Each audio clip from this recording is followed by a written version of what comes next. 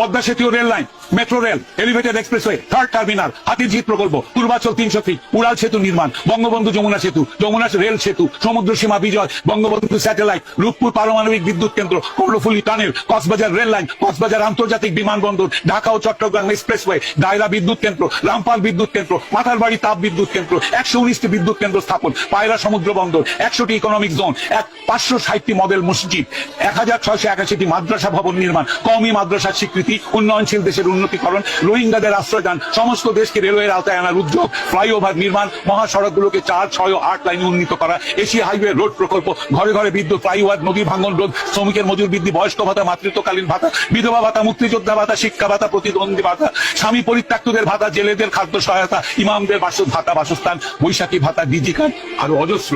আমার দম কুলাচ্ছে না এতগুলো পড়তে। 15 বছরে যদি এতগুলো কাজ কেউ করে থাকে, তাকে কোন চক্রান্তকারী এই টাকা পাচার করার ইয়ে দেয়? আর সে যদি ডিক্টেটর হয়, খুব ভালো করেছে। বাংলাদেশের গত 10 মাসে প্রমাণিত যে বাংলাদেশের ডিক্টেটরশিপ না থাকলে যে কোনো মানুষকে মব লিঞ্চিং করবে, ধর্মের নামে করবে, হিন্দু বলে করবে, কপালে টিপ পড়েছে বলে করবে, মাথায় হেজাব দেয়নি বলে করবে, মাথায় টুপি পরেনি বলে করবে, মাথায় জটা থাকলে করবে, মাজারে বসে ফকির হলে তাকে মারবে। মেরেছে, হাজার হাজার মানুষ মেরেছে এরা। ডিক্টেটরশিপ ছাড়া এটা কোনোদিনও কন্ট্রোল সম্ভব নয়। খুব ভালো করেছেন আওয়ামী লীগ শেখ হাসিনার ডিক্টেটরশিপ করলো। তার উচিত ছিল আরো ডিক্টেটরশিপ করে এগুলোকে দমন করা। এইটাই আমি মনে করি।